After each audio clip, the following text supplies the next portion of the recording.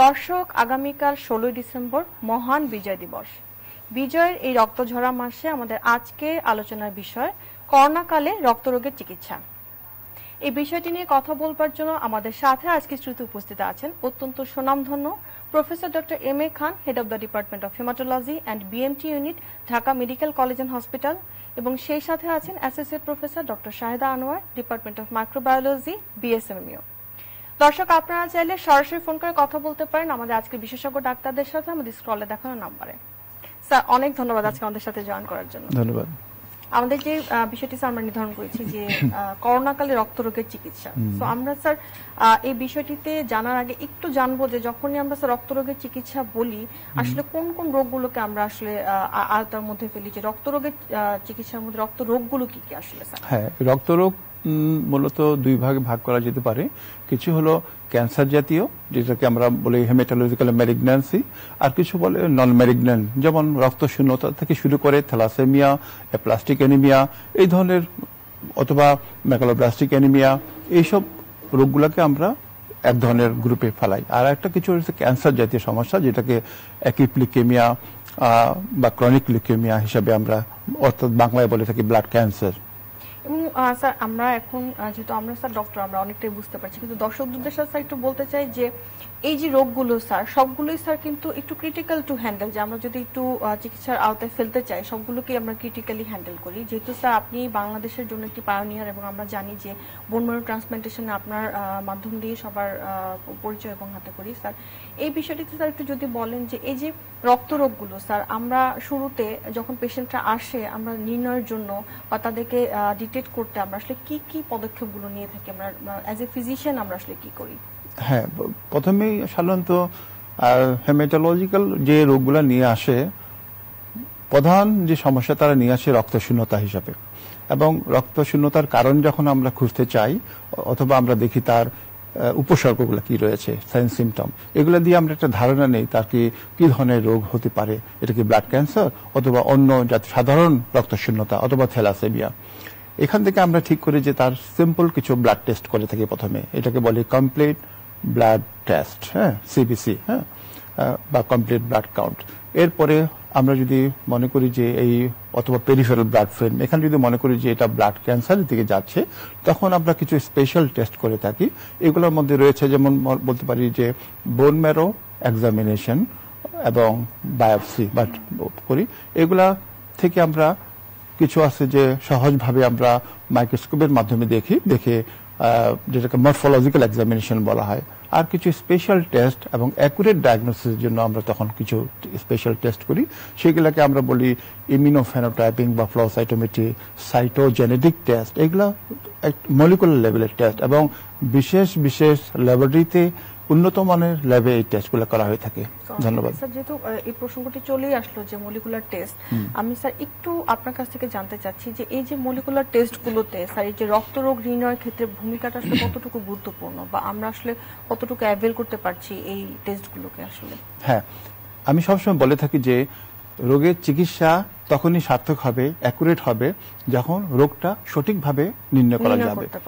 অতএব আমরা ল্যাবরেটরির উপর বেশি গুরুত্ব দেই।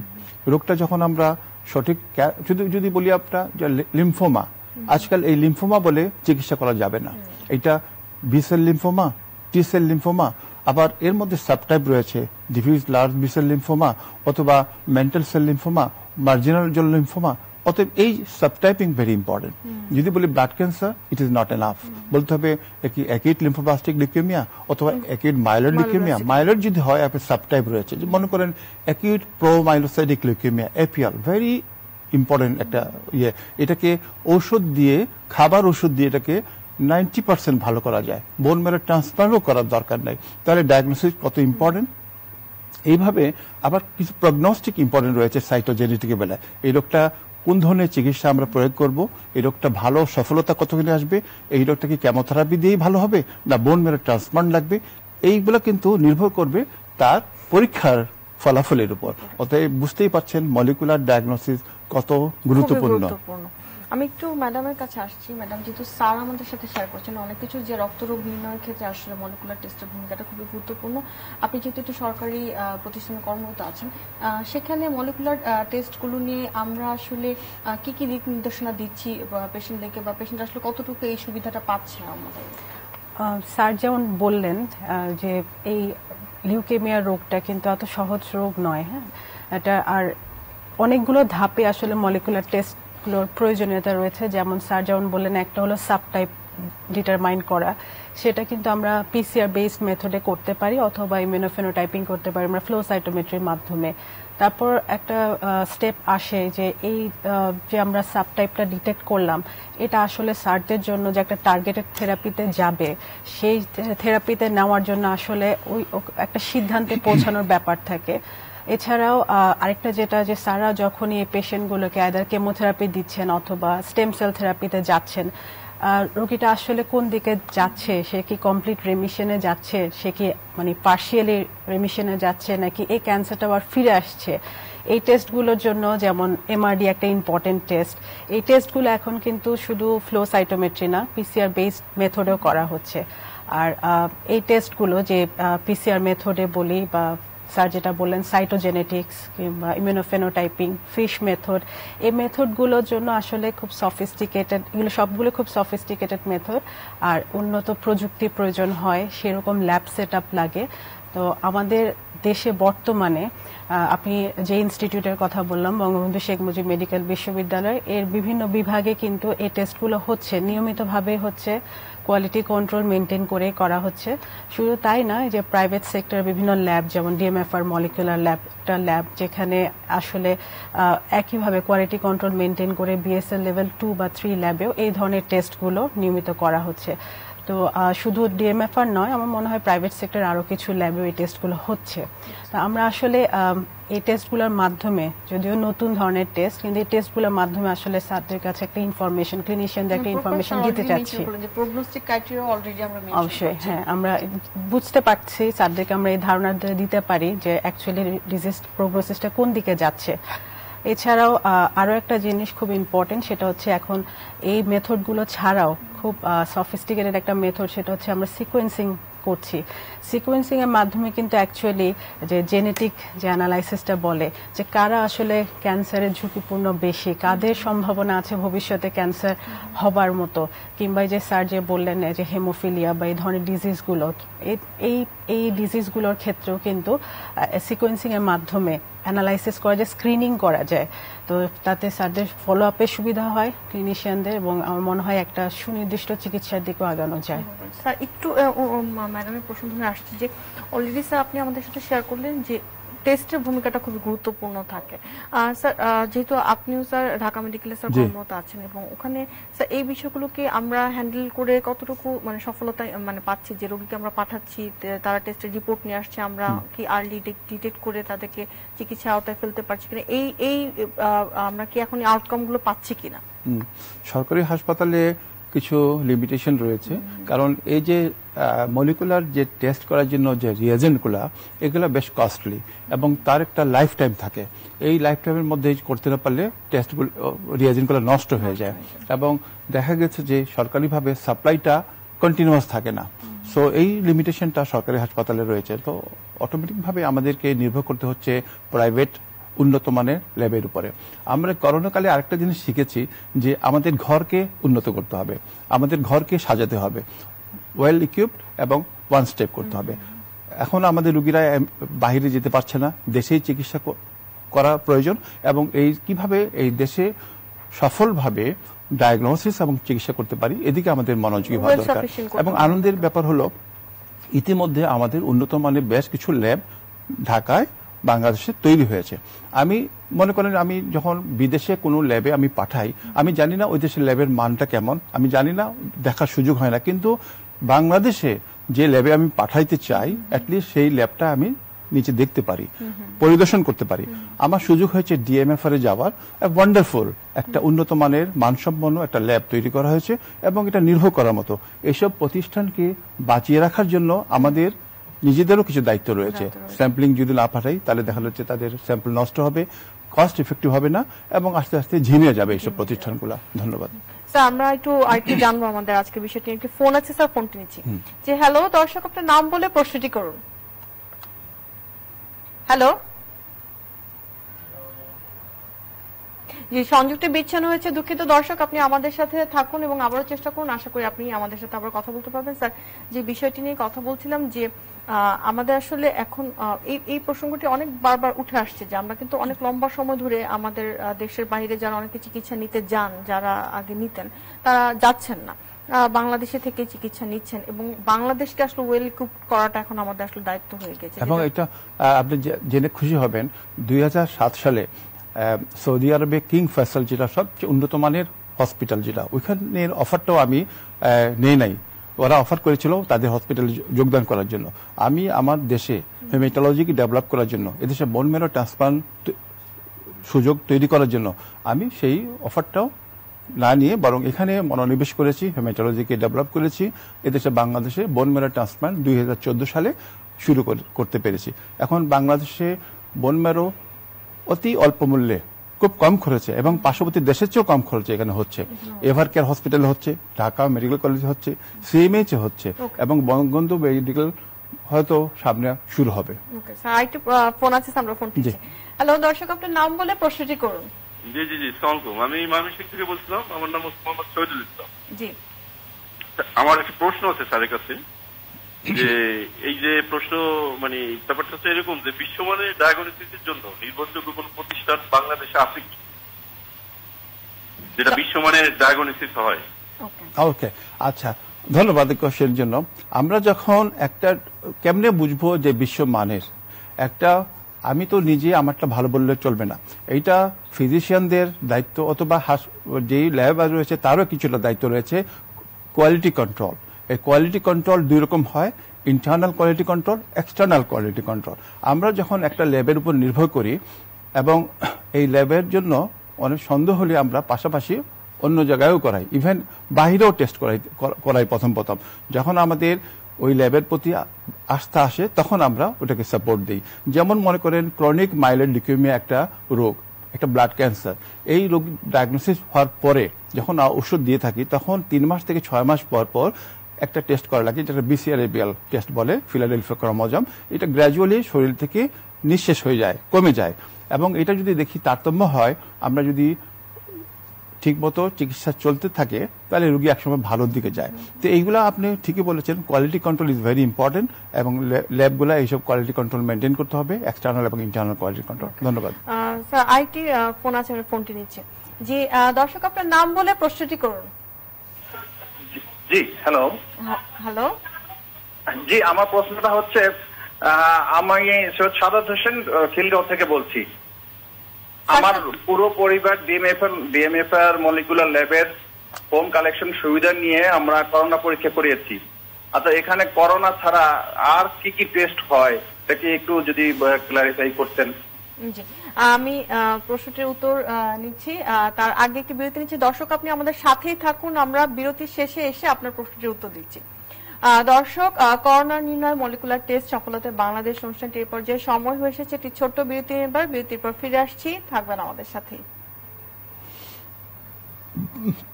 এর উত্তর আপনাদের, কারণ আপনি একটু ওয়াইড স্পেক্ট্রের কথা বলতে পারবেন কি কি টেস্ট হয়। মানে আমরা এই উত্তরটা ম্যাডামের কাছ থেকে, হ্যাঁ, নট অনলি হেমাটোলজিক্যাল, আদার তো টেস্ট রয়েছে। কি করা হয়? হ্যাঁ, আমাকে টকবেকও বলছে যে ম্যাডামের কাছ থেকে উত্তরটা নিতে, আর কি তাই ডিএমএফআর হিসেবে করবো স্যার। ডিএমএফআর হিসেবে, হ্যাঁ, আপনি তো ডিএমএফ হিসেবে বলবেন।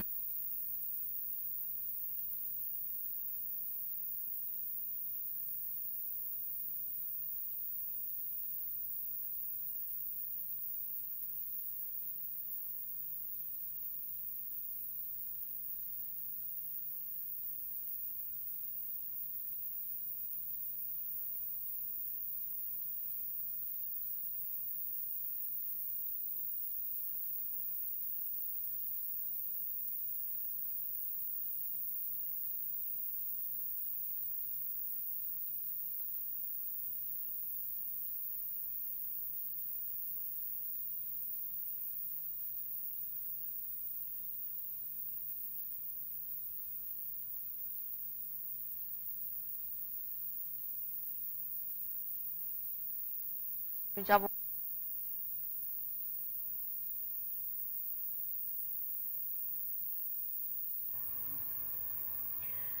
সুপ্রিয় দর্শক, বিরতি শেষে আবারও ফিরে এলাম DMFR molecular lab and diagnostic centre নিবেদিত করোনা নির্ণয় মলিকুলার টেস্ট এবং সফলতায় বাংলাদেশ অনুষ্ঠানটিতে। আমাদের সাথে একজন দর্শক ছিলেন যার প্রশ্ন ছিল, যিনি করোনা নির্ণয়ের জন্য ডিএমএফআর মলিকুলার ল্যাবে গিয়েছিলেন, উনি জিজ্ঞাসা করেছিলেন যে করোনা ছাড়াও আরো কি কোনো টেস্ট করা যায় কিনা। আমরা ম্যাডামের কাছে উত্তরটা নিচ্ছি। আসলে ডিএমএফআর হচ্ছে বিএসএল লেভেল 2 আর 3 লেভেলের একটা ল্যাব, কোয়ালিটি কন্ট্রোল মেনটেন করে এগিয়েছে প্রথম থেকে। ডিএমএফআর এ করোনা টেস্ট ছাড়াও সমস্ত ধরনের মলিকুলার টেস্ট, সেখানে ভাইরোলজি সব ধরনের টেস্ট হয়, যে হেপাটাইটিস বি, সি এদের ডিটেকশন প্লাস জেনোটাইপিং, এই টেস্টগুলো হয়। এর পরবর্তীতে ইনফেকশাস ডিজিজের জন্য কিছু প্যানেল রয়েছে যেগুলো মলিকুলার লেভেলে পিসিআর এ কাজ করা হয়। তারপর হলো সাইটোজেনেটিক্সের প্যানেল রয়েছে সেখানে। এছাড়াও হচ্ছে বিভিন্ন ধরনের cancer mutation panel, not only leukaemia, এটা ছাড়াও সেখানে lung cancer, breast cancer, colorectal cancer, এই প্যানেলগুলো টেস্ট করা হয়। আর সাথে হচ্ছে ফ্লো সাইটোমেট্রি, যেখানে আসলে লিউকেমিয়ার টেস্টগুলো করা হয়, অ্যাকিউট লিউকেমিয়া, ক্রনিক লিউকেমিয়া, লিম্ফোমার টেস্টগুলো করা হয়। এই বিষয়টা তো আমার একটু জিজ্ঞাসা আছে, বাট একজন দর্শক আছে আমাদের সাথে, তার প্রশ্নটা আমি নিচ্ছি, দেন আমি একটা প্রশ্ন করব। হ্যালো দর্শক, আপনার নাম বলে প্রশ্নটি করুন।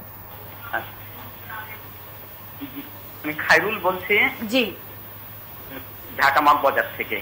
জি জি দর্শক, হ্যাঁ জি, আমি একটু ডাক্তার স্যারের সাথে কথা বলতে চাই। জি জি স্যার শুনতে পাচ্ছি, আপনার প্রশ্নটি করুন। হ্যাঁ জি দর্শক, আপনার টিভির ভলিউমটি কমিয়ে দিয়ে প্রশ্নটি করুন। আমার প্রবলেমটা হচ্ছে স্যার, ওই আমি প্রবলেম হচ্ছে ওই আমি যে ইয়ে হয়েছে, আমার ওই প্রোগ্রেসিভ মেরুর ফেলিওর ছিল। ডাক্তার মনিরুজ্জামান স্যার যে ট্রিটমেন্ট করতাম, উনি তো মারা গেছেন, যেটা 14 সালে ইফেক্টেড হয়। তারপর উনি ট্রিটমেন্ট করে যেটা এখন ভালো, প্লাটিলেটটা কম থাকে, তাও 1,25,30,40 এর মধ্যে থাকে। তো এখন তার বেশ কিছু ট্রিটমেন্টও করি না, উনি থাকতে ওষুধ বন্ধ করে দিচ্ছেন। উনি লিখে দিচ্ছেন যে প্রোগ্রেসিভ মেরু ফেলিওর রিকভারি। এখন আর ট্রিটমেন্ট করি না, তাই অবস্থা কি করতে পারি? হ্যাঁ হ্যাঁ, ধন্যবাদ। আসলে এটাকে আমরা সহজ ভাষায় বলে থাকি অ্যাপ্লাস্টিক অ্যানিমিয়া। তো অ্যাপ্লাস্টিক অ্যানিমিয়ার চিকিৎসা আপনার ঠিকভাবেই চলেছে এবং আপনি অনেকটা রেমিশন স্টেজেই আছেন। এখন যেটা দরকার মাঝে মাঝে একটু ফলো আপে থাকা, কারণ এই যে অনেক সময় অ্যাপ্লাস্টিক অ্যানিমিয়াটা অন্যদিকে টার্ন নিতে পারে, খারাপের দিকে টার্ন নিতে পারে অথবা রিব্যাক করতে পারে। এই জন্য আমার মনে হয় একটু মাঝে মাঝে যদি পরীক্ষা করান তাহলে আপনি মনের দিক থেকে ভালো থাকবেন এবং আগেভাগে কিছু সমস্যা হলে আগেভাগে আমরা চিকিৎসা দিতে পারবো। ধন্যবাদ। ম্যাডামের কাছে আমার প্রশ্ন ছিল যে একটা প্রশ্ন যে দর্শক করেছিলেন যে এই বাকি যে টেস্টগুলোর কথা ম্যাডাম আপনি আমাদেরকে বললেন, যে ভাইরোলজিক্যাল টেস্টগুলো, যে হেপাটাইটিস এবং আদার ক্যান্সারাল যে টেস্টগুলো আছে, সেগুলো আসলে অনেক জায়গাতেই বাংলাদেশে অ্যাভেলেবল আছে। বাট আমরা যদি ডিএমএফআর মলিকুলার ল্যাবের টেস্টগুলোর কথা বলি, যে এখানে কি কোনো স্পেশালাইজেশন আছে কিনা, যে হ্যাঁ এখানকার টেস্টগুলোর সাথে অন্যান্য টেস্টগুলোর আপনারা কিছুটা ভ্যারিয়েশন পেয়েছেন বা ক্লিনিক্যাল প্র্যাকটিস? এখানে আমি আবারও স্যারের কথাকে রিপিট করব যে টেস্টের জন্য যে জিনিসটা দরকার, একটা হলো কোয়ালিটি কন্ট্রোল, সেটা একেবারে স্যাম্পল কালেকশন থেকে শুরু করে স্যাম্পল রিপোর্টিং পর্যন্ত, যেটাকে আমরা প্রি অ্যানালাইটিক ফেজ বলি অথবা পোস্ট অ্যানালাইটিক ফেজ বলি যেটাকে। তো এই প্রত্যেকটা ফেজে যে কোয়ালিটি কন্ট্রোলটা অ্যাসিওর করা, এটা এখানে করা হয়। দেন দ্বিতীয়ত যেটা স্যার বলেছেন, internal quality control and external quality control দুটাই করা হয়। অন্য প্রতিষ্ঠানের সাথেও একটা কম্পারেটিভ স্টাডি করা হয় যে আমাদের এখানকার টেস্টগুলোর সাথে ওখানকার টেস্টগুলো মিলছে কিনা, বা যদি কোনো চেঞ্জ থাকে রেজাল্টের মধ্যে সেটা কতখানি। হ্যাঁ, এটা অবশ্যই এই জিনিসগুলো মেনটেন করা হয়। আর যদি আমি মেশিন ওয়াইজ বলি বা টেকনোলজি ওয়াইজ বলি, তাহলে এটা এখনো একেবারেই মানে মডার্ন যে টেকনোলজিগুলো সেগুলোকে ইউজ করা হচ্ছে। ম্যান পাওয়ার ওয়াইজও এখানে আমার মনে হয় যে অনেক বেশি। এটার সূত্র ধরে আমি বলতে চাই যে ফিজিশিয়ান ইজ দ্য বেস্ট জাজ। এক্সটার্নাল ইন্টারনাল কোয়ালিটি যাই করে না কেন, ফিজিশিয়ান তার রোগীর উপর যখন দেখবে যে তার উন্নতি অবনতি বা ডায়াগনোসিস তার সাথে মিলতেছে না, হেমাটোলজিস্ট তখন হয়তো সেকেন্ড অপিনিয়নের জন্য পাঠাইতে পারে। এক। দুই নম্বর কথা, আমরা আগেও যখন আমাদের দেশে অপ্রতুল মলিকুলার ল্যাব ছিল তখন কিছু কিছু পরীক্ষা আমরা বাধ্য হয়ে দেশের বাইরে পাঠিয়েছি। এটাতে সমস্যা হলো স্যাম্পল কোনো পরীক্ষার নিয়ম হলো 48 ঘন্টার মধ্যে ওই অ্যানালাইসিসটা করতে হয়। এতে গিয়ে সেলগুলো ডিস্ট্রয় হয়, কোয়ালিটি ডাউন হয়ে যায়। যেমন এখান থেকে যদি আমরা বোম্বেতে পাঠাতে চাই, এখান থেকে যদি আমরা অন্য একটা দেশে পাঠাতে চাই, তাহলে এটা ডেফিনেটলি এর কোয়ালিটি, স্যাম্পল কোয়ালিটি নষ্ট হওয়ার সম্ভাবনা রয়েছে। কোয়ালিটি কন্ট্রোলের যে মেজারটা আপনি বলেন ম্যাডাম বলে, এটা খুব গুরুত্বপূর্ণ। অতএব আমাদের কোনো বিকল্প নাই নিজের দেশে মলিকুলার ল্যাব তৈরি ছাড়া। ধন্যবাদ। দর্শক, ডিএমএফআর মলিকুলার ল্যাব থেকে টেস্ট করিয়েছেন একজন বাস্তব অভিজ্ঞতা নিয়ে আমাদের সাথে শেয়ার করবেন একজন দর্শক আছেন আমাদের সাথে। আমরা দর্শকের অভিজ্ঞতাটি শুনে আসছি।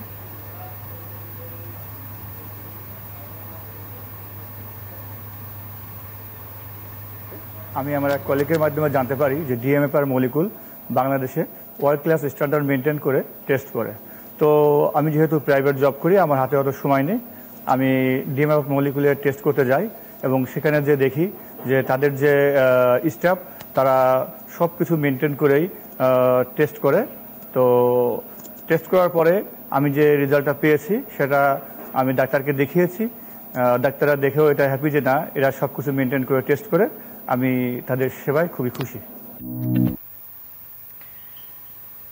ম্যাডাম, আমরা অনুষ্ঠানে একদম শেষ পর্যায়ে আছি। আমি একটু জানতে চাচ্ছি যে আমাদের এই যে টেস্টগুলো নিয়ে, যেগুলো নিয়ে আমরা অনেক বেশি অ্যাডভান্স স্টেজে যাচ্ছি, এবং এই বিষয়টি নিয়ে আসলে ভবিষ্যতে আপনাদের কিভাবে দেখছেন যে বিষয়টাকে, যে ভবিষ্যৎ পরিকল্পনা কি বা কিভাবে দেখছেন? আমি যেটা মনে করি যে এখনো যে পরিমাণ মলিকুলার ল্যাব আমাদের আছে সেটা আসলে সংখ্যায় যথেষ্ট নয়। এই 14 কোটি দেশের একটা মানুষের দেশে আসলে এই কয়েকটা ল্যাব যথেষ্ট নয়।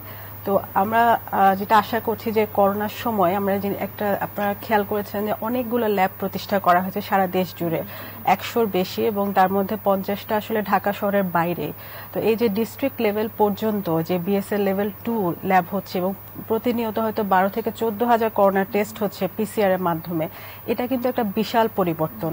তো আমরা আশা করি যে ভবিষ্যতে হয়তো এই ল্যাবগুলো কন্টিনিউ করবে। এটা তো শুধু করোনার জন্যই নয়, আসলে ভবিষ্যতে এই ল্যাবগুলো যদি কন্টিনিউ করে এবং আমরা যদি একটা effective quality control and then আমাদের ম্যান পাওয়ারকে যদি আমরা প্রপারলি ট্রেন করি, আমার মনে হয় আমরা মলিকুলার টেস্টের ক্ষেত্রে সম্পূর্ণ যেতে পারবো। আমরা অনুষ্ঠান একদমই শেষ করে যাচ্ছি। আপনাকে দিয়ে আমরা অনুষ্ঠানের শেষ করতে চাচ্ছি। যেহেতু স্যার আপনি আমাদেরকে বললেন যে ডিএমএফআর মলিকুলার টেস্টের মাধ্যমে যে আমরা ওয়েল ইকুইপড হচ্ছি দেশ, এই বিষয়টিতে স্যার আসলে আপনার বক্তব্য কি থাকছে, যে আসলে কতটুকু আমরা এটাকে কিভাবে আমরা দেখছি বাংলাদেশে এই টেস্টগুলোর মাধ্যমে কতটুকু এগিয়ে যাচ্ছে? হ্যাঁ, ডেফিনেটলি চিকিৎসা জগতে একটা আমূল পরিবর্তন হবে যদি আমরা মলিকুলার ল্যাব টেস্টগুলো করতে পারি, যেটা দেশের বাইরে না পাঠিয়ে আমরা দেশেই স্বয়ংসম্পন্ন হতে পারি। এবং আপনারা জানেন যে সরকারও একটা রেফারাল ল্যাব তৈরি করেছে সরকারিভাবে। এই সব টেস্ট কিন্তু সব ল্যাবে করা সম্ভব নয়, কারণ এগুলো খুব কস্টলি টেস্ট। একটা টেস্টের দাম 10,000, 12,000, 15,000 হয়।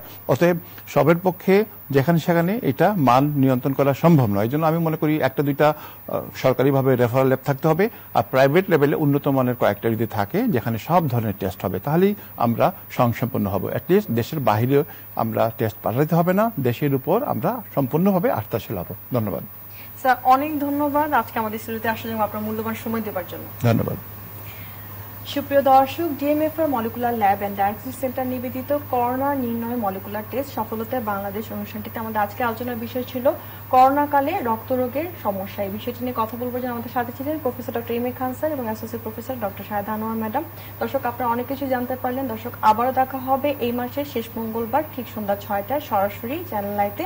চোখ রাখুন, সুস্থ থাকুন এবং অবশ্যই ভালো থাকুন।